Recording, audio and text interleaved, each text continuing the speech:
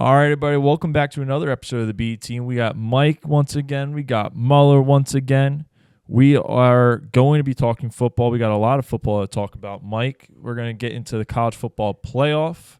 Plenty of NFL to talk about, including a 44-year-old grandfather coming back to play for the Indianapolis Colts this week. So we're going to get into all of that. But first, I need you guys to go down, hit that subscribe button, hit the like button, throw a comment down there, start a debate. Tell us what you want to hear about. Mike, am I missing anything? No. Turn the camera on. That's the only thing you're missing. What do you mean? I got my camera on. Oh, okay, never mind. Yeah. But no, we do have a lot to talk about. Obviously, Oh, I know what you're looking at. I know what you're looking at, Mike. So what you want to do is you want to scroll over. Go ahead and scroll over. Oh, there he is. You see that? You see that? There you go. There you go. There we Well done, buddy. College football playoff is very again, you know a lot more than I do in college. I will give you the floor on that part of it. I know it's a big, selection Saturday, selection Sunday, whenever the hell it is. Yeah. We can jump right into that. You can give me what your spiel if you want. No, yeah, that's what I want to start with that so we can end the show with all of our football conversation. But this was it was a hot point this week in the football world, the sports world. College football playoff comes out. Everything was pretty straightforward. You had your Indiana, Big Ten champion, undefeated. Ohio State, they were the best team in the nation basically the whole season, came in at number 2. Then you had Georgia, and then you had Texas Tech, who has the best six-man front in the country. They air raid offense. They look fantastic, beat BYU once again, killed them once again in the Big 12 championship. So there's your top 4. Pretty straightforward. Then you had your Texas A&Ms. You had Ole Miss got in there. It really came down to where was Bama going to fall? Who was going to get in, Miami or Notre Dame? Because the way that it's set up, Mike, you have to have 5 conference winners in D1 enter the playoff. So it's the 5 highest ranked conference winners. But the conference winners, there's no set spot anymore, how it was last year. It's just the top 5. So when Duke won the ACC as a 5-loss team, ranked well out of the picture, that opened the door for 2 G5 teams, JMU and Tulane, basically a free pass into the playoff. No competition there. So that's where the whole controversy really came into play between your Alabama, your Notre Dame, your BYU, your Miamis. I'm missing someone in there that got left out. But at the end of the day, Miami was the one that got the nod into the playoff over Notre Dame, it seemed, was their direct competition. And a lot of people had a lot of issues with this. They're looking at it. Miami did not play this weekend in a championship game. They were left out of the ACC game. You had Notre Dame. They aren't in a conference because they're a bunch of wussbags, so they didn't play this weekend. And you're leaving teams out that played in a conference championship game, BYU, and they were ranked high all year. But at the end of the day, what I think happened, Mike, is the selection committee last week and the week prior set this whole plan up of how we're going to get Miami in because they thought they were one of the best teams in the country this year. How we're going to get Bama in, one of the best teams in the country this year. They set this up many weeks ago when they ranked Bama high enough that even with a loss in the SEC championship game, it wouldn't be enough to bump them out. They set Miami up to be right next to Notre Dame, where when it came down to it, the ACC was never going to get left out. Why? Because Miami had beaten the shit out of Notre Dame earlier in the season, so head-to-head comes into play when everything else was even. And this is where, I saw a lot of different opinions on where the football playoffs should go from here, because I don't think this is very good. I think it's the best they can do at the moment, but I don't think it is I don't think this is the last outcome of the college football playoff we're going to see. I really do believe that with all the money involved now, the NIL, you've seen so many teams move from conference to conference, and there's so much realignment. You see basically the decimation of the Pac-12 happen over the last couple of years, where I think there's only like 2 or 3 teams left in it. And, you know, I think at some point, college football just has to say, we are going to make a super division. Division One, high Division One college football is going to be one big super division, 8 teams, or not 8 teams, 8 conferences with 10 teams in each one. They're all going to play a 9-game season. The conference championship will be between the top 2 teams, and that'll be the play-in game for the playoffs. And that's when the playoffs will start from there. And it's the easiest and the best format to guarantee that what you did in the regular season matters. It doesn't come down to opinion. It doesn't come down to, we like to say the old bags watching this thing in a hotel room. It doesn't come down to that. It comes down to what you did that season inside of your conference. There's no out of conference. It comes down to what you did in your conference that year. And if you made it to the championship game, you earned the right to play in the first round of the playoffs. If you win your championship, yes, you're a champion, but now you're also in the playoff. And there's no one can say anything about that.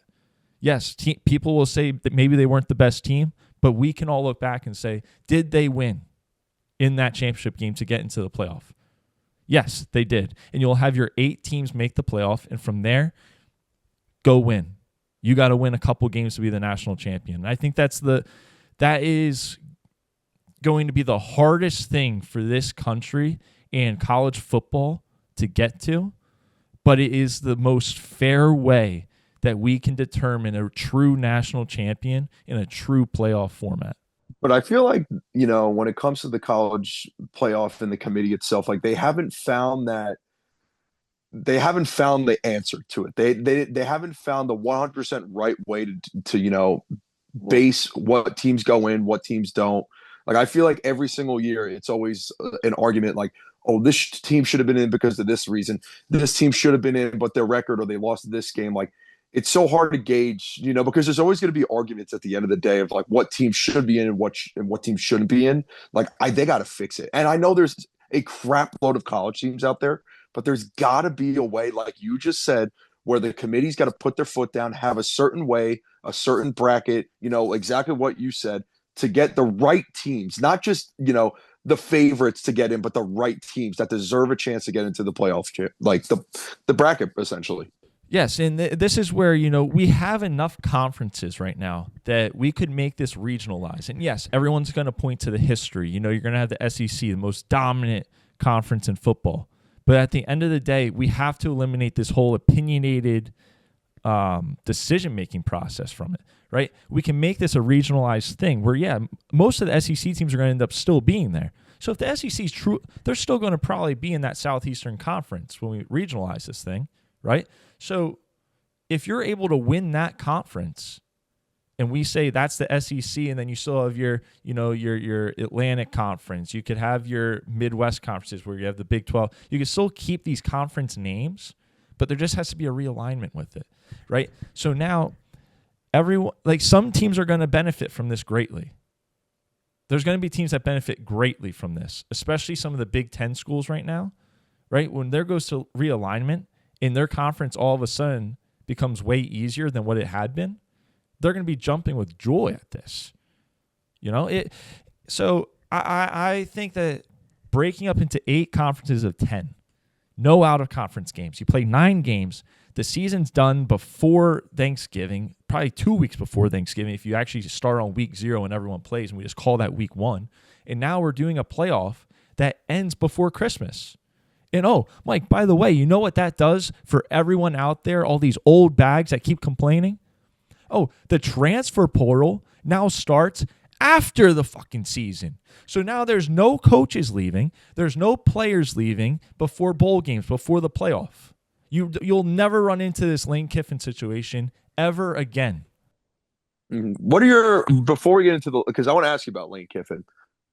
My thing is, it's like, what are you opinionating off of? Like, what goes into, like, because there needs to be some sort of criteria where you make the right decision on the right football team that deserves to be in. Is it, they beat the best team. They have the best record. This player, is going to bring in the reviews and the ratings. Like, I feel like it's just such a gray area where there's no reason behind the decision making. There's no, oh, listen, the committee comes out, we picked this team because of this reason. Like they select it and we never hear about it again. It leaves. Well, that's not necessarily true, Mike.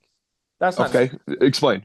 They do come out and there's a press. They grilled this guy on ESPN for okay, so 30 they do. minutes. Okay, they I don't out. know. That's my thing, and I should. And there is, yeah, no, there. You don't watch college football, really. I get it, but like, there's a system they use, and there's statistics they use that get them to a certain point where they can make a very educated guess onto what the team should be. But what happened in the Notre Dame and Miami situation is the statistics were all so close, and the teams had the same record, that the only deciding factor was head-to-head. And if we want to talk about this, because, you know, I'm a Miami fan, so I do have a slight bias towards this. But Miami was not playing better than Notre Dame at the end of the year. They weren't. Notre Dame found their stride and had a very good last 3 to 4 weeks. Like, hand up, I can admit that. What we also have to admit is Notre Dame did get killed, and it felt like we won by 100 at times against Miami. You know, like, at some point the head-to-head has to matter, else what's the point of playing these games? You might as well just go play, you know, East Kentucky State at the beginning of the year, where yeah, you're going to go win by 50, because at the end of the season, as long as you did well in your conference, you know you're going to get in, right? But it's kind of like the opposite thinking of college basketball, where you have the quad 1, quad 2, quad 3, quad 4 wins. It's almost not beneficial to go play those games, because if you go and beat Texas, but then you lose twice, now you're in this situation where you're in that 12 to 13 range. And you don't know if you're going to get in. Whereas, you know, in college basketball, if you go play, you know, Kentucky or Duke and you lose, right? But you lose by a little bit. Now it's a close quad 1 loss, and they take that into account, right? Because you didn't get killed. But in football, that's not the case. It doesn't seem like. So I just think, like you said, I think it's a flawed system based on opinions sometimes, and I think there's a lot of teams that get left out because the opinions towards, let's say, an Ohio State are much different than the opinions towards I don't know, who should we use in this situation? Like a Tulane? BYU. We can use BYU, for example, this year, right? BYU, I think, had a very good year, played in their conference championship game, ended up losing to Texas Tech for the second time this season, and were left out for a Miami team who missed out on a conference championship game when a 5-loss Duke team made it in, which is another complete rabbit hole that we could get into about the ACC, how you let a 5-loss Duke team go in over multiple 2- and 3-loss teams in your own conference. That makes no sense to me, how that's able to happen. But that points further to the fact that we do need this 8-conference, 10-team Division I football, FBS football, whatever you want to call it. We need that structure. And the Lane Kiffin thing, if we want to talk about that, I think it's absolutely hilarious. Yeah, before that, it's what was I going to say here? Like, and I think that's the difference between college football and, like, I feel like the NFL not as much, because that college football season is a lot shorter. But, you know, these games matter right off the bat. You know, if we're talking strictly Miami, you know, and Notre Dame, where they probably played early. My guess is they probably played early on in the year. It was probably, you know, before week 4, you could say, if I'm correct. You know, you wouldn't think a game like that, I guess, matters from an NFL perspective, but like in a college perspective, it does, because of where we're at now, where, hey, we have these 2 teams that went head to head, and now we have to decide based off these 2 who should get in, and it's by head to head, where, you know, again, look at the Bears in the NFL, where they started off shaky at the beginning of the year, and now they're almost atop of the NFC, just lost this week. But like, follow, subscribe, back to the show. Do they have to prolong the season? They need to do something, because, listen, if they're making educated guesses, they got to make an educated system when it comes to these decision making. It's not like they're throwing in Joe Schmoes like us that are watching these games. Like, oh, we're picking them because they have the number 1 overall prospect as a receiver and D tackle. Like, there are teams that honestly, like, it's not even for the teams at the top like Alabama, Ohio State. It's the teams like your Boise States of last year. JMU's in it now. Like I think it needs to be fair in a way. And did Miami deserve to get in? I don't know. That's for you to tell us. Tulane, Duke. It's just like I don't know. It's such a weird system the way it works. Yeah, I mean, like none of the teams they put in were bad. Like the only two teams I think really don't have a chance in hell in this playoff are the two that ended up they were guaranteed in because of the Duke win, which was JMU and Tulane. Like we're going to have two probably 20-plus point spreads going into next weekend, and it's going to be those two games. So I do think that what I said earlier, right off the rip here, I think that if we switch to that college football structure, it eliminates all opinion. It is fact, right? That team went out there, they won the games, they made it to their division's championship, and they won it. That gets them to be one of the 8 teams in the playoff. And no one can argue that. We will always argue the structure we have now because it is opinionated. And we can still keep the bowl games, right? Because ultimately we could say, okay, the next 8 conference champions, right? We can just kind of line them up, and those are the other bowl games, right? The big bowl games can still be part of the playoff, but now these other bowl games can be part. Okay, those were the next 8, right? Okay, now we can start inviting the other guys who were above 500 but didn't make it to the championship. We can still have that bowl season that we have now if we really want to, while the playoff is going on, right? This would actually get us more football most likely, right? If the season ends before Thanksgiving, conference championship weekend is the let's say Thanksgiving weekend, right? And then we could start bowl games that next week, go in the next 2 weeks, but no bowl games can be during the college football playoff games, which you'll only have 4 games to start with because there's only 8 teams getting in, right? This is all I feel like this is easy for us to do. Like this is not hard. I don't understand why they don't make a bracket system on they'll have 12 teams on one side of the bracket, 12 on another. I like at the end of the day, you're going to want more football, and I feel like that's what the fans want. But that's what I'm saying right now. Like this is the easiest way to just do something where there's no argument about who got in. It's all based on merit, right? You got in because you won. And then you could still say, okay, this team, and then you could have all your bowl games still. Like I don't know. I think that there's a way that this could be made very simple. I think the way we said is the simplest, but I think ultimately at the end of the day, it's always going to come down to money. It's always going to come down to this team wants to be here. They don't want to play this team. When in reality, they're just going to get pissed off when they don't get in again. And it's just going to happen over and over and over again. And we're always going to have this conversation about, why are players leaving before the playoffs? Why are coaches leaving before the playoffs? And it's because of why are we playing a fall sport into the spring semester?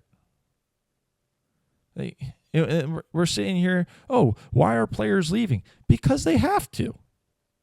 Why are coaches leaving? Because they have to. You can't just leave in the middle of a semester.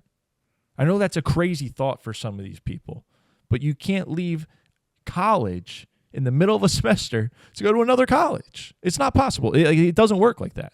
And it's wild to me that so many people have an issue. Yeah, it's funny that a couple of years ago, what was it, like a 4 playoff bracket? Like there was a 14 playoff bracket. Yeah, if I'm correct.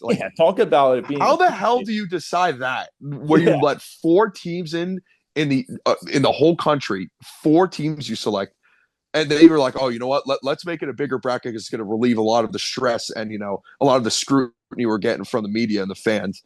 And you're still getting scrutinized because you're still finding ways to get it wrong, even based off your analytics and your highly educated assumptions. It's still not working. So I don't know.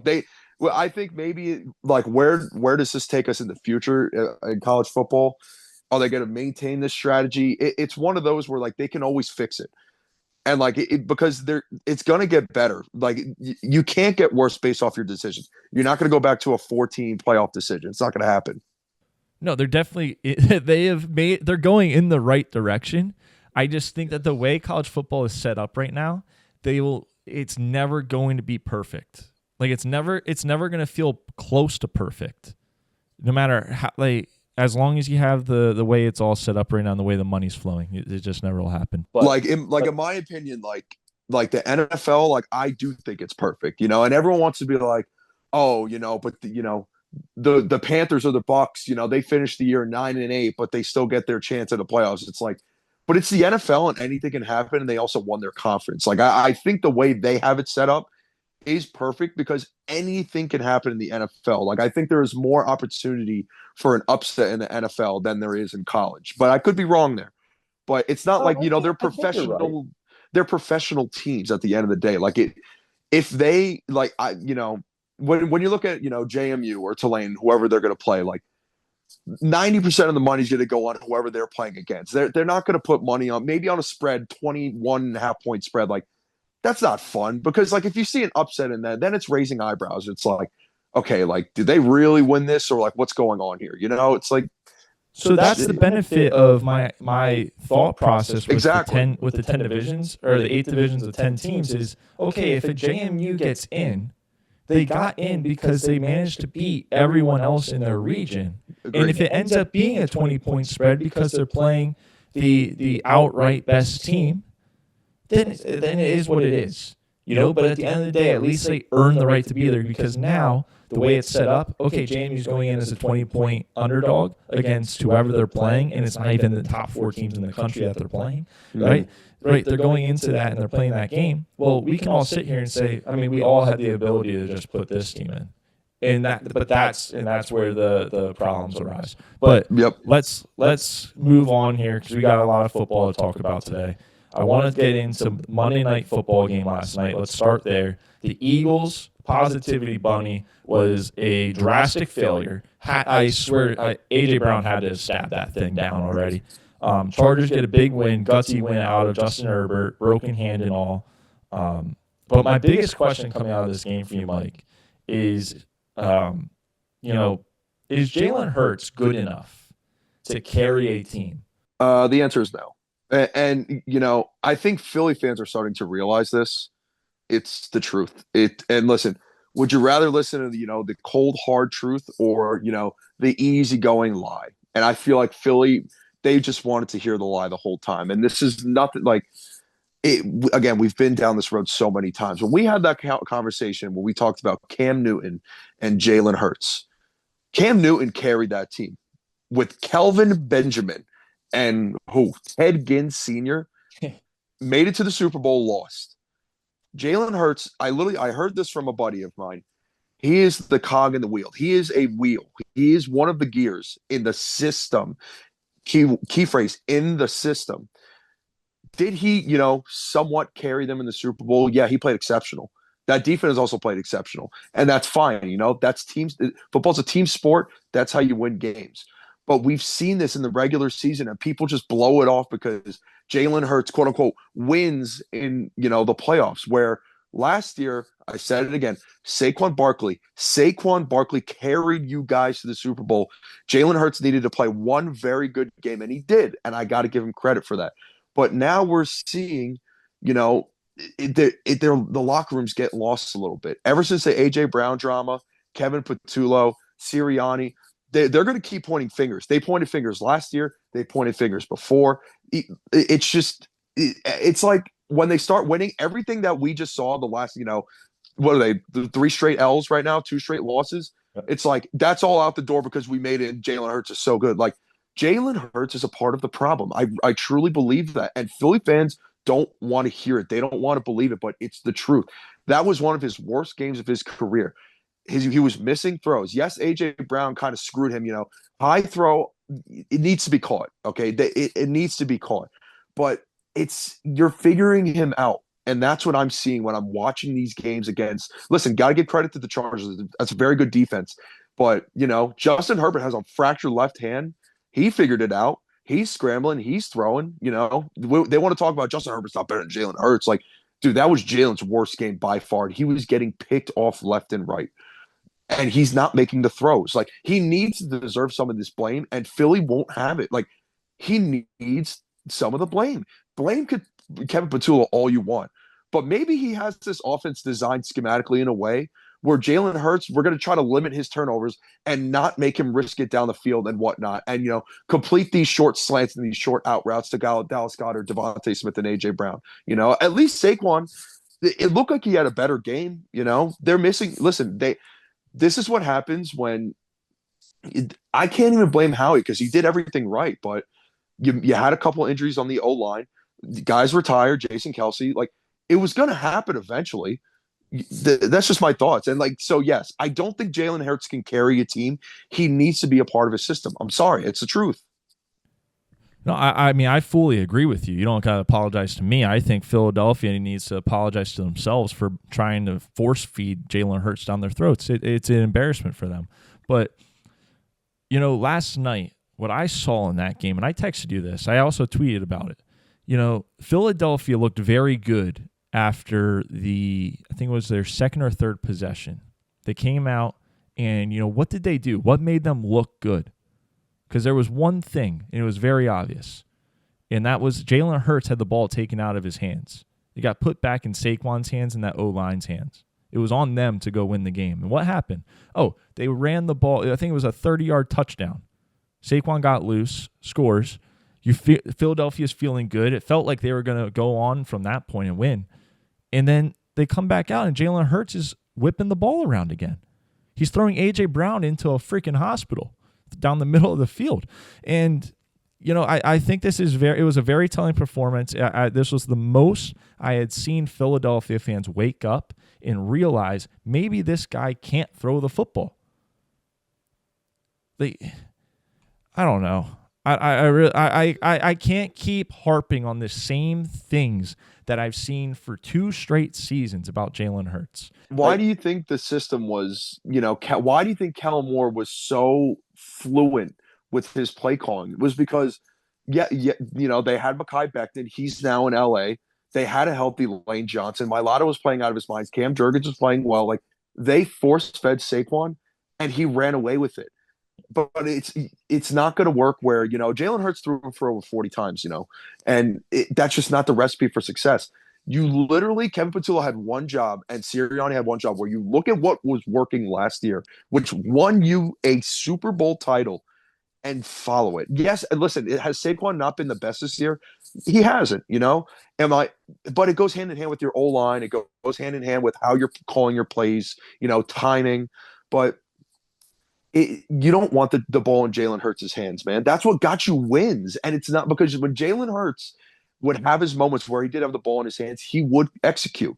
But now when you're depending on Jalen to execute and to throw guys open and to stay in the pocket and read the coverage and read the field, it's just not working right now.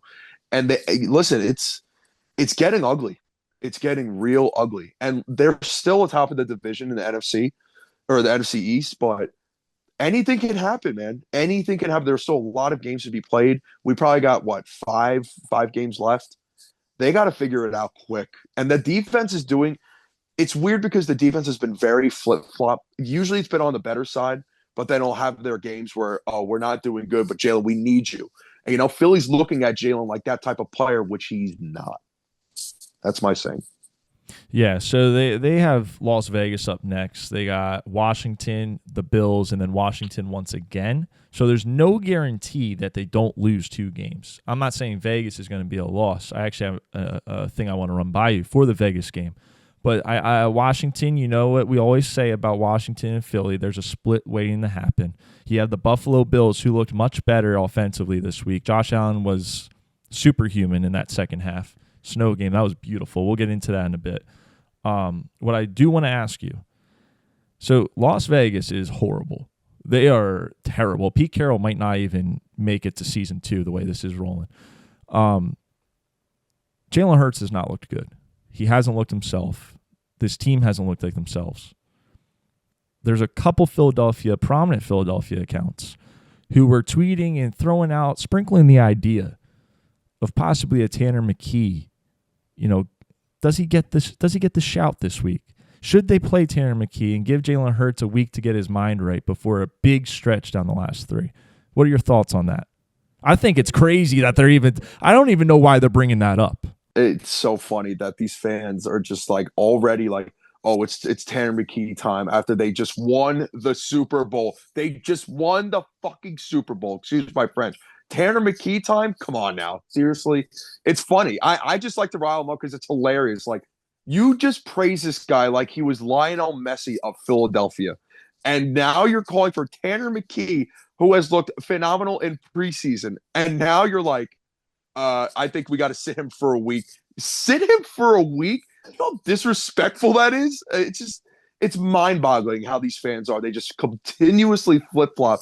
It's just unreal. Watch. Tyrese Maxey is going to have 2 games with 10 points, and they're just going to start, oh, it's Quentin Grimes time. Oh, we got to sit him. He's got to rethink everything. It's unreal. No. Jalen Hurts has got to get back. It's a must-win. It's a must-win game. They need to win by 3 touchdowns. They have no excuse. If they lose this game, oh, God, you better grease those poles up. Grease the poles. Yeah, it's over for them, which, I mean, they should be used to. Every time they win a Super Bowl or go to a Super Bowl, the next year is absolutely atrocious. You had the T.O. year, you had the Carson Wentz year, you had the collapse that looks like it might be happening again this year. So just another year for Philadelphia, but let's move on away from that dumpster fire. The North is just heating up, Mike. The Detroit Lions offense looked phenomenal. Gibbs is fantastic. The Packers looked very strong and a very dominant, basically 3/4 of dominance against the Chicago Bears, which boosted them up into first and actually dropped Chicago from the 1 seed to the 7 seed. So very interesting stuff happening up there in the NFC North. My question for you right off the rip, should Jordan Love be in the MVP conversation right now, the way he has played over the last 4 weeks? Nah, I still don't think he's an MVP. I don't. I just think there are plenty of other better quarterbacks out there. I don't think he's even sniffing it. He probably would sniff my top 10. I'll throw that out next week. I think the top 10 he could possibly make, but I just still don't believe in them. I really don't. Listen, that defense is very good. If they were a little bit healthier, I just don't see how, he's just not the better quarterback. Yeah, he's not better than Stafford. I don't think he's better than Dak right now. I can't put him in MVP conversation over a guy like, Josh Allen. I'm taking Burrow over him every day. I just don't see it. Oh, sure. I just wanted to pose a question because he finally had what looked like a fully healthy Christian Watson, and it was very evident because they actually had some downfield threat. And I found this little stat here after this week's game. His long ball, I mean, it looks great, like I just said, but Love and Darnold are the only 2 quarterbacks this season with multiple 40-yard touchdowns in games. So it's the Packers are looking dangerous. And they have a number of very important games coming up, as do the Bears. And if the Packers can run the table and win this division, I mean, dude, I don't know who would feel confident going into Green Bay and playing. Yeah, they're such a weird team, though, because, after their, again, early on in the season, but they've been very, mid-table. But it's like a Notre Dame. I think it's a very, very, similar team where they're really starting to find their stride, but are you going to depend on that in the playoffs? Can they do that every single week in the playoffs against very good teams? Listen, Chicago's a very good team, but are they going to continuously do that when they make the playoffs? I don't know. But Green Bay has Lambeau Field. They have their fans. They have the defense. They have Matt LaFleur. The pieces are there. It's just Jordan Love being Jordan Love. And the run game, they got to get a good run game going. They got to keep feeding Josh Jacobs, and they got to get healthy on the receiving core aspect of it. They got to get healthier, which they kind of are. Jaden Reed's coming back. I think he played. I don't know how he did. You got to get Dobbs in the mix. You got to keep finding ways to just spread the ball out because Christian Watson, if he's playing like he is, it's going to help tremendously with all of your other receivers getting open and getting their looks as well. So they're a very interesting team to watch over the next couple of weeks. No, absolutely. And last thing from the North here, because I know we just spoke about how the Bears dropped from the 1 seed down to the 7 seed. They are sitting at 9-4, which I believe is tied with Detroit It's either a game ahead or they're tied with Detroit, who looks to be turning the corner here, and they look fantastic. Is there any part of you that's worried for the Bears? Because I know Lucas still thinks they're going to the freaking Super Bowl or something. So is there anything that the Bears need to change, sort out, or are you like, no, just keep the pedal to the metal, keep going? For them to get into the playoffs here and be in contention. They just got to put this one behind them and just, put next step forward. They got to make sure that they're winning their games, because teams like Seattle, the Niners, like, they just got to root for their downfall. They need to just keep winning. Keep winning games, but I wouldn't stress, in Green Bay, division game, it's going to be tough. It's not a given. So, and it's not like they lost by 40 points. They were down a touchdown. So you got to give Green Bay credit. It's a very good game played by them, but I'm not really worried, because I feel like Caleb and Ben Johnson are built for it. I think what they've done over this past season has looked great. And they're also another team that's getting healthier, but I feel like their receivers are letting them down. They're kind of like Green Bay in a way. Like Rome Odunze, he was hurt. DJ Moore, we haven't seen it, It's not looking like it was a good trade in that aspect. He hasn't really been that guy for them where they were kind of hoping him to be. He's been middle of the table. He's been a middle of the table receiver. I always thought he was. You got to get the ball to the coastal Loveland more. You got to keep feeding Monungai and DeAndre Swift, who honestly, they were stuffed all night, all game long. So again, credit to the Packers defensive line, their linebacking core. They had a plan, stop him, try to rush Caleb with, Micah Parsons on the edge, or Rashawn Gary, and just hope for the best, and it worked out. So I think with Chicago, just stick to the plan, stick to the format, be creative. Ben Johnson, throw in some trick plays, keep those guys fed. DeAndre Swift and Monungai, 1-2 punch, very good 1-2 punch. But the receivers got to step up. I think they need to step up, like, sooner rather than later. I hear you. And for me, like, it's less of the offense, more of the defense I'm concerned with. They've left a number of explosive plays the last couple of weeks. And just looking at the Green Bay game, I think they had 2 or 3 20-yard touchdowns given up. And for the better part of the game, they got worked up front. So I don't know if it was just a down couple of weeks where we've seen this, or if there was a change. But that is concerning when you're going up against a Cleveland team up next, who, Shador just had, I think he went for 365, 3 touchdowns, no interceptions. You got Green Bay after that. You got San Francisco, who that one's going to be a dogfight out there in San Fran. And then you end the season with Detroit. Like, those aren't easy offenses to play against. And they've chosen a very bad time to decide to play like this. I'm not saying they're playing bad. I just feel like they're giving up enough explosive plays where this could haunt them down the line. Mm-hmm. Yeah, it's coming down to the wire for them, which, you wouldn't think it would be just based off their record, but, the NFC North is that strong. I don't think, again, I'm going to stay on Detroit. I've been on Detroit. I just think they're way too good of a team to not make the playoffs.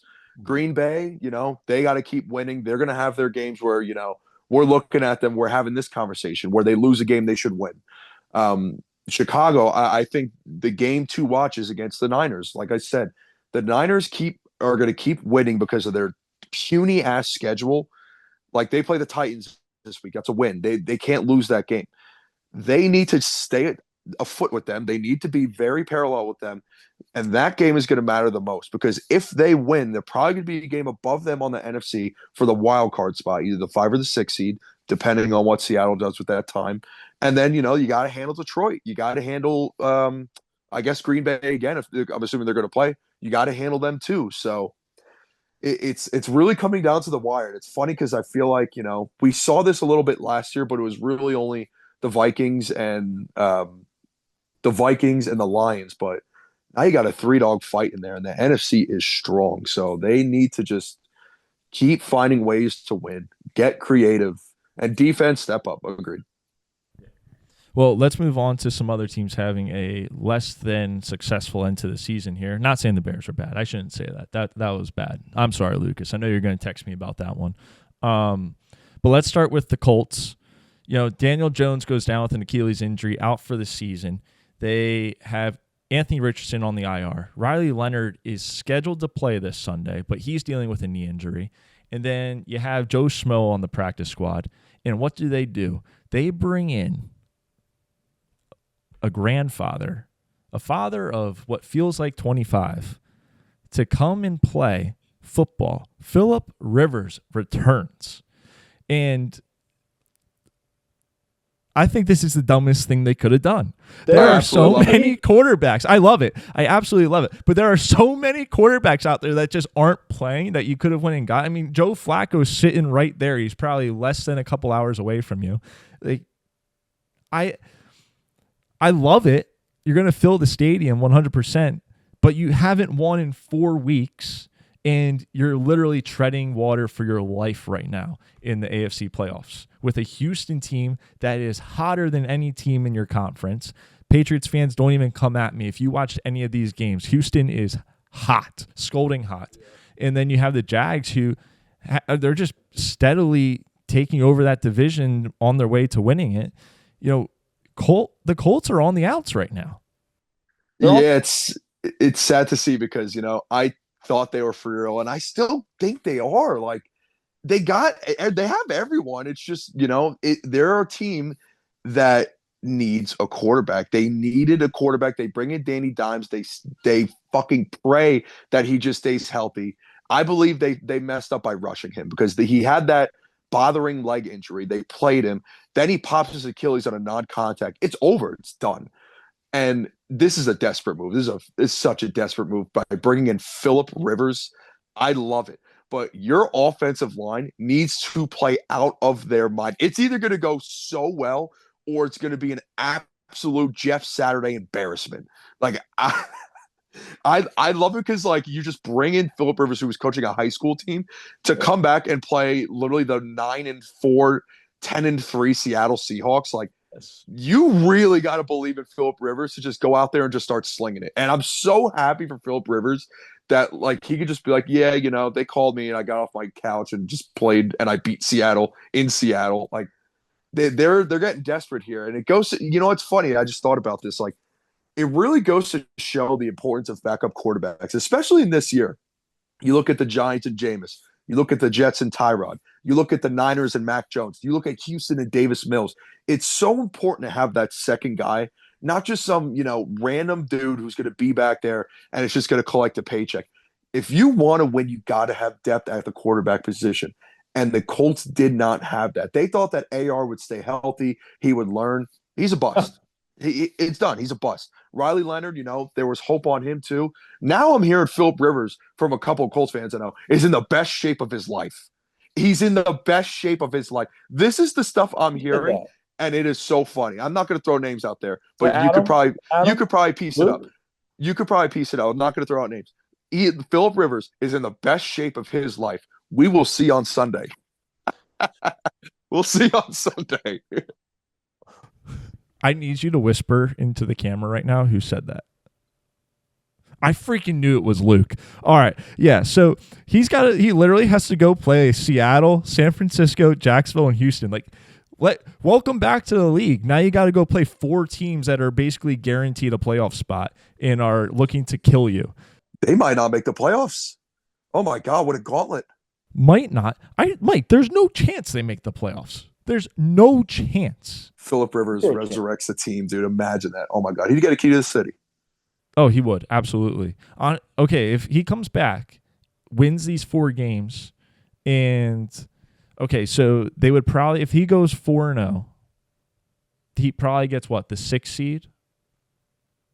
Probably 6th seed, right? Or wins the division. No, how many games are Jacksonville ahead? I think just 1, right?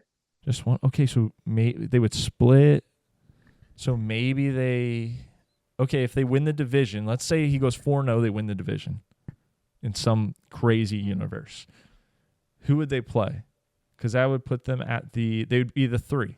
They'd be a 3 seed. Either Denver, if they were the 3 seed, they would probably play the 6 seed, which would probably be a team like Houston, Miami, Jacksonville. Oh, yeah, dude. If they get into the playoffs, he's winning that football game. Because if he goes 4-0, that steam is rolling. That piss is hot. He's winning that 5th game, and they're getting to the dude. He's gonna if he makes it to the AFC Championship game. Do you bring him back next year? Yeah, why not? I don't see why not. I want to see. Is there a chance where I could bet him as the comeback player of the year? Oh, I didn't even think about that. Oh, I might have to sprinkle a little bit of something on that because why the hell not? We need to get that on the line. Let's see if that's there. Comeback player of the year. Phillip Rivers is plus 1,500. He is the 3rd highest odds. I mean, we have to take that, right? Yeah. I'll sprinkle like $5 on it. I hope it's got to be him or Rashee Rice. Rashee Rice almost killed a grandmom, and then you got Phillip Rivers, who is a grandpa, coming back and playing. Like, it's the perfect scenario if it comes down to Rashee Rice and him. But yeah, no, I think they're screwed right now. One team I do want to get into that I do believe still has a chance to make the playoffs is Baker and the Bucs. You know, they kind of got knocked down. They're getting kicked. Not the best middle of the season. A lot of injuries. Baker even, I think he's more injured than he's putting on myself. But, you know, they still have 2 games against Carolina left to play. Mike Evans is going to be coming back from injury. Yeah. I think they're in the driver's seat still to go win this division.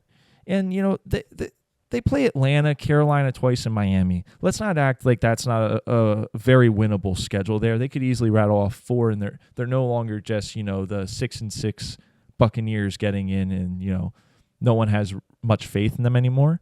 I think by the time the playoffs come around, we're going to remember who this Bucs team was at the beginning of the year, and they're going to be a force in that NFC playoff picture. Yeah, I agree 100%, especially having Chris Godwin is back. You know, obviously he's not as good as he wants to be. And Mika Egbuka, you know, catches that touchdown, whole different ballgame. They win the game. Bucky Irving is back. Mike Evans is coming back. He should be playing this week on Thursday. It's looking up for them. And I do agree with you. I think Baker is a lot more injured than we see, but, you know, we're not hearing about it.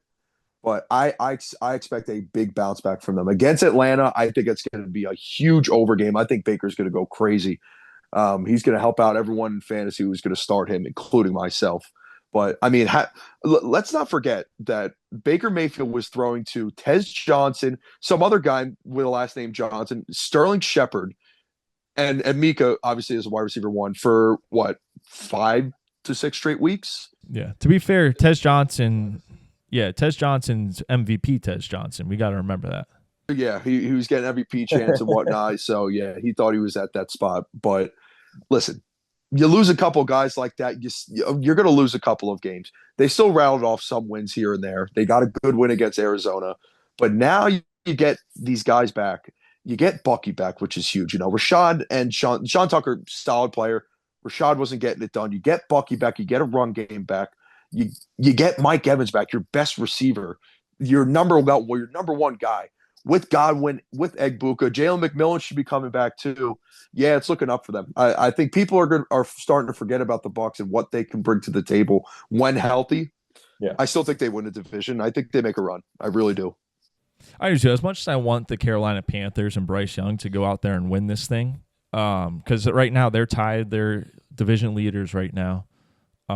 It's all going to come down to that last game. If the defense can just stop giving up, you know, explosives like the Biden administration, I think this Bucs team's going to be unstoppable. So, yeah, I they just got to close out games, close out the season. They're going to go 4-0. They're going to be probably NFC Championship game participants, unlike Philly. But yeah, no, let's talk about another team real quick, because before we get into the Chiefs dynasty being kaput, I want to talk about this Buffalo Bills team, because just like that a lot of people are writing off the Bucs and think that they've faded into the rearview mirror here of the NFC playoff picture, I think we all kind of forgot about how great the Buffalo Bills offense can be when Josh Allen is performing at an elite level. And yes, does he have the flashy names around him? No, he doesn't. Keon Coleman is nothing like what we thought he was going to be. He's not even close to it. But when you have Josh Allen and the snow's falling in Buffalo, it's an unstoppable force. The guy's unreal. The defense is trending in the right direction. I think they've been getting very, very big plays out of each other. They've been getting turnovers at the perfect moment at the end of games, which is really keeping that team afloat down the last probably 4 weeks. So seeing that offense clicking again the way it was, and Josh Allen being accurate again, that one touch on the clear curve was unreal, is a very positive sign for that team. The only thing I'm concerned with is James Cook. That dude cannot hold on to the football. He can't hold on to it. He had another 2 fumbles on Sunday. So, I don't know what your thoughts are on the Buffalo Bills and what their outlook can look like. I still see them as an AFC Championship contender, a Super Bowl contender. You know, you're not going to have Burrow in the playoffs. You're not going to have Mahomes in the playoffs. You're not going to have Lamar in the playoffs. It's looking like maybe he gets in backdoor it. But the big 4, right? Only one of them is really looking like he has a guarantee to be in the playoffs, and that's Josh Allen. If he can't get it done this year, I mean, Buffalo, I don't know what to tell you. Yeah. I mean, again, you know, I got to give Josh Allen all the praise in the world because I don't want to bring Hurts back into this, you know. They're like, oh, you know, if Hurts is getting this much scrutiny, why isn't Josh Allen? Because Josh Allen is carrying his team. Josh Allen is doing anything it is possible to take them to victory. He carries his team. He is the offense. He's making these guys look good. Yeah, James Cook started off and was, you know, pretty much almost a top back in the league, and he's starting to fall off a bit. Still a good player, but you can't bet against a guy like him. You can't think a guy like Josh Allen is just going to fold and it's just going to, you know, not make the playoffs. Mahomes, you know, I said the same thing. I need to see it to believe it. Now they're looking out. They're outside looking in, and it's not looking good for them. But Josh Allen, when he's got the football in his hands, he makes things happen. He was an MVP last year, and he's been an MVP conversation for a reason. He's one of the greatest quarterbacks that we've probably seen, and one of the greatest quarterbacks in the league as we speak. They are just too good because of him. Now they just got to find him the guys that he wants that fits him. You bring back Gabe Davis, and it's looking like he's been perfect for them. You can't count them out. You know, you got to give Josh the greatness of Josh Allen. I know we talk about it, but like this is why we talk about it. Where you're down against a Cincinnati team who's got Burrow back and is, you know, showing that he still could be the quarterback for the Cincinnati franchise. Comes back, beats them. Defense has 2 big picks. You know, games like that change the trajectory of the rest of your season. Where again, you start to believe. You know you could be a contender. That was one of those games where we were at home, we were down, we came back, we won. We could beat anybody. And Josh Allen just has to play perfect, which is why he's going to get that scrutiny because there are games he's not going to be perfect. We saw it against Houston. We saw it against New England. Like we saw it against Miami. He's going to have those games, but when the time comes down where it matters the most, Josh Allen's going to go out there and he's going to get you wins. With no Kansas City in the playoffs, with no possibly the Baltimore getting into the playoffs, who do you really got to face in the AFC that's going to be scary? Drake May and the Patriots? Really? Yeah. Houston? Well, we're gonna find out this week because them in New England actually play.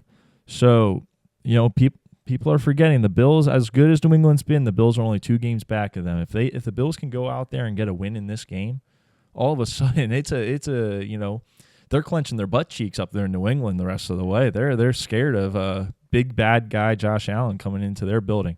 So yeah, I'm high on the Bills still. I love Josh Allen. I was wearing my Josh Allen is tall shirt yesterday. Love the guy. Let's talk about the Chiefs though real quick before we get into our mortals. Mike, you have thrived betting on the Chiefs. You have been one of the biggest Chiefs supporters the last couple of years, always taking them with the possibility of a cash out at the end of the year, working towards that cash out, loving Mahomes, never giving up on Mahomes. So that's why I'm going to ask you this, and it's going to mean a lot, your answer, if it goes one way. Are you ready to pronounce the Kansas City Chiefs dead? As Baby Goat or the dynasty itself? Just this first rendition of their dynasty. No, I can't. I can't do it. I still think with Andy Reid and Mahomes there, I can't bring it. You listen, they might not make the playoffs this year. That's okay. You know, they lost a lot of guys. They are aging. Mahomes didn't play the best this season. Andy Reid didn't call the best plays. Rashee Rice was out 8 weeks. Xavier Worthy has fallen off. Travis Kelce is old as dirt. No, I can't pronounce him as dead because their GM, I forget his name, Vici, I believe, is going to come in next year. He's going to make a lot of moves. They're going to have a higher draft pick. They're going to get players to help Mahomes. The defense is fine. Personally, I thought the defense played really well against Houston. I thought their pass rush put C.J. Stroud in a rut. The run game was a little iffy. Woody had a good game, but I can't pronounce them dead because next year they're going to come back and they're going to come back with a vengeance. It's like when the Patriots lost Brady for the year and they had Matt Castle in, and they lost. They didn't make the playoffs, and then next year I'm pretty sure they won the Super Bowl. I see the same situation happening. They're too good of a team to just pronounce them dead after one season. I can't do it. No, I mean, I agree with you, and I see where you're coming from. I think that, everyone talks about the Patriots dynasty. It was almost a 3-part movie. You had that early days of Tom Brady, and he gets a couple Super Bowls. Then you had the middle section after there was a little rut. They had to regroup. And then you had the Brady injuries, and then all of a sudden he comes back when he switches teams. He goes to the Bucs, and it was that third rendition of the Brady dynasty, right? I think we're going to see a little bit of that in Mahomes. Now, Mahomes doesn't strike me as a guy that's going to end up leaving because he doesn't have really a reason to leave. No one's saying that Mahomes can't win without Andy Reid and Andy Reid can't win without Mahomes and that stuff like there was with Brady and Belichick. So I don't see that happening, but I do see there being a little gap between dominance. I do think that next year, they might make the playoffs, but I see there being maybe 2 or 3 years where we're not going to see him in a Super Bowl, and then all of a sudden Patrick Mahomes he's gonna click with someone like he did with Travis Kelce, right? Like he did with Tyreek Hill. And all of a sudden, we're just going to see another Chiefs dynasty where it's going to be 4, 5, 6 years of it just being like, what the come on, man, the Chiefs again. I think they underplayed their hand a little bit where, we were talking to Mr. Manici at where we just were. And, we talked to him and it's like, yo, we need a tackle. Yeah, you do. We need a right tackle. Yeah, you do. We need another receiver. Yeah, you do. Like they were content based off how last year went with essentially the same players that they had. Kareem Hunt, Pacheco, Rashee Rice, Worthy. They were kind of undermining how valuable, it was to get guys from Mahomes. And I get it. You want to build chemistry. You want to keep these guys. There's financials that come into play. But I said this all year long. I just don't think the personnel that they have on offense is good enough to compete. And I know that Mahomes makes these guys better, but let's be real here. Everyone needs help. We shit talk Jalen Hurts all we want. He needs help. Josh Allen needs help. Burrow needs help. Every quarterback needs guys to throw to. Mahomes, in this case, is one of those instances where his tackles didn't really help him out. The run game was mid. You keep bringing Kareem Hunt off the fucking couch. You got to go get someone like a Devon Achane, which I think would flourish in Kansas City. Or Breece Hall. They tried to make a trade for Breece Hall, so they tried. But I think this offseason is going to be very important for them to find these guys that are going to hopefully, because, again, you're in a great organization where they're going to put you in a position to succeed.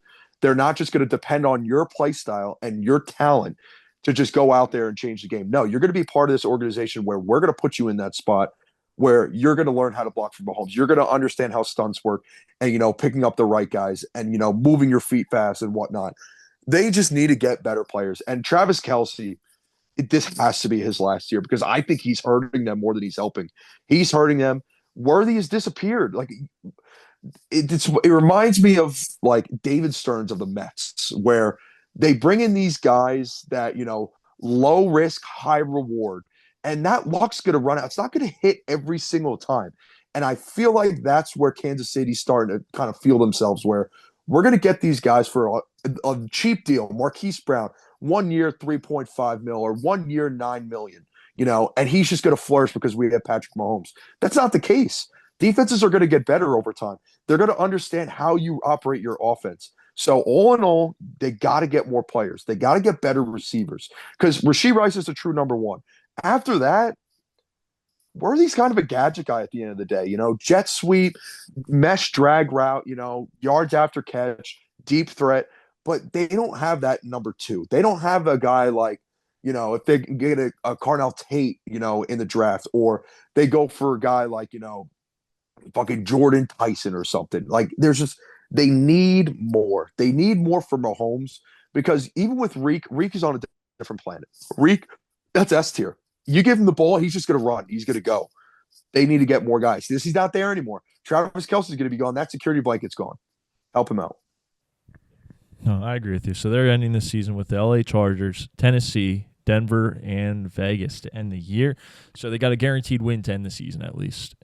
And they're going to be in Vegas. So that's cool. If they don't make the playoffs, they can just stay and get on vacation. So that's pretty awesome, actually. Good for them. All right, let's get into moral locks, Mike. So last week, I got screwed, but I also got helped in a way. We did not do great. I went 1-2. Yes. Yes, we have not been trending very well for a few weeks now. So I can't think of a better moment than right now, Mike, to just get absolutely hot. It's the Christmas season. Let's just give some winners. Presents have to be bought. Ethan Sewell, dude, last year we made his mom cry because we lost so much money. This year, we just got to make sure she has a good Christmas. We got to get her a good present here. We got to start hitting some bets. So, Mike, I'm going to hand it off to you. Spread pick. I'm going to take the New York Football Giants. I'm going to take them -2.5 against the Commanders off the bye week. I think they're due for a win. I don't like where the Commanders are headed. I don't. And I think, having Zach Ertz now out for the year, hopefully that's not a career-ending injury. Jackson Dart's got to come out. He's got to get it together. He's got to show, at least some flashes of life. He's got to show I think the Giants defense is going to pound the Commanders. So they're -2.5. They're off the bye. I'll take them off the bye. Give me the Giants. Am I crazy for thinking that game could end up being like a game of the year situation? I mean, the game of the draft pick, yeah, possibly. I mean, sure. Giants have the number one pick right now. But, you look at this, Jaden Daniels might be coming back this week. You got Jackson Dart. It's almost like a battle of the next generation of NFC East quarterbacks. And both kind of have to go out there and they kind of have to make a statement for each other because Jaden Daniels has been hurt all year, but he's going to want to come out gunslinging. You got Jackson Dart, who's literally walking a tightrope between catching CTE and being the Super Bowl MVP level quarterback that he could be. So I'm excited for that one, actually. I know a lot of their fans are not, but what'd you say? The battle of the JDs, Jackson Dart, Jaden Daniels, which he should not even be playing. Why Jaden Daniels is playing, it beats me. Yeah, it's crazy. Absolutely crazy to me. That tailgate Ted guy, I saw him going off about how if Jaden Daniels is healthy, he has to play this weekend. Brother, so you just want your franchise to suck forever. This is why you ended up going to not Chickies and Pete's, but the Hard Rock Cafe down the road from it, and you took it over in Philadelphia. Yes, you took it over in Philadelphia because no one was even at it. No one even knows there's a Hard Rock in Philadelphia. The guy's oh gosh, don't even want to get into it. Don't get me started. But all that being said, give me Carolina -2.5 this week. Boom. I like that pick. I think Carolina is going to get a win here going into the Tampa Bay game. They need to catch a little bit of offensive firepower going. I like Bryce Young to have a very good game. Defense has looked very strong. Give me them 2.5. Over to you. All right. So, all right. I'm kind of banking on a blowout here. I'm going to take the over in this San Fran game. They're off the bye. Maybe the Titans will get a couple of garbage time touchdowns at the end of the game. I think San Francisco makes a statement here. I think, they finally put themselves on the map this was a dominant win. They blew them out off the bye week. Tennessee's they're in shambles. They are absolutely atrocious. Give me the over in that. I believe. Whoa. They won. Yeah, against the Shador Sanders-led Cleveland Browns. Come on. Shador's a good quarterback. Give me the over. I think it's 44.5. I'm taking the over. All right. I know we just talked about Kansas City and, they're basically a game away from being eliminated from the playoffs. They got the Chargers this week. I think the Chargers did not perform well offensively. I know Herbert's hand was probably hurting him. Giving him another week to recover, giving Kansas City a week to prepare and know that they got to come out offensively and play well. I really like this over 43.5. I don't hate the possibility of a 24-21 win either way. I think that that's more than possible. I don't see this game being low scoring, especially with the urgency Kansas City has to play with. So I really like the over 43.5 in that game. Money line? Money lines. Let's do it. What'd you say? Tampa on Thursday. I'll take them. Love it. I'm taking the Cowboys. Cowboys it is. Yeah, it's a must win. You got to go win. Back-to-back weeks. And they're playing against 9, which makes me a little nervous. Sunday Night Football, but oh no, not number 9. Dude, I love the edits that people keep making of that photo when it was like week 2 and he did that whole like I'm the guy type of speech after he got the game ball. You know what I'm talking about, right? Yeah, and they keep making edits where they put like Jalen Hurts head on, they put Patrick Mahomes head on it. I saw some Chiefs fans after that came out, and they're like, "Man, haven't had us be the meme in a long time. It sucks. It's no longer funny." Now number 9 is the meme. Yeah, he's not gonna last, bro. There's no way. No, I need the Cowboys to come out and dominate, for many reasons. But good show. Yeah, good episode. We do gotta get hot. I want to give Penny Otis his flowers too. I think he went 3-0. He will be back. I'll get his picks. Yeah. I believe he went 3-0. I don't think he didn't. I could be wrong. It was either 2-1 or 3-0. I know I think he had one more pick Sunday night. Yeah, I think it was the under in the Green Bay game. Yeah. So I forget what the number was, but I'm pretty sure he went 2-1. Could have been 3-0 though. He did really well. Regardless, he did well, which is good. Our guests have been very good this year after the midway point of the season. Correct. The beginning, it was a little rough.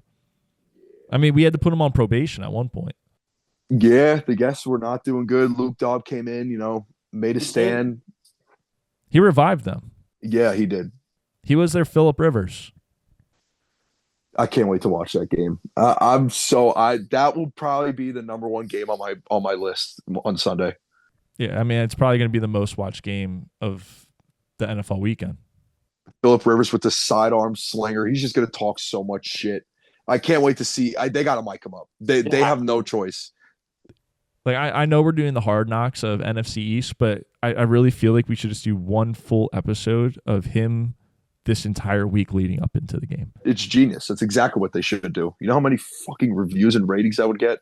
Oh, it would be unreal. Just have like the NFC East sprinkled throughout it so you can still keep it in the doc. But then just like basically it's all about Phillip Rivers. Yeah. Off the couch, no more coaching. Now to the NFL. What a jump. Yeah, shout out to his wife. She has very little chance of getting pregnant this winter. So that's positive. Yeah. None of that's going to be happening. Yeah, he's going to be way too tired. The only possibility of that occurring is if he makes it to the playoffs with 4 straight wins. I mean, you got to reward the guy. But PG, we keep it G rated here. So we're going to get out of here before that gets iffy. Mike? Give us some love. Subscribe. Peace. Catch y'all.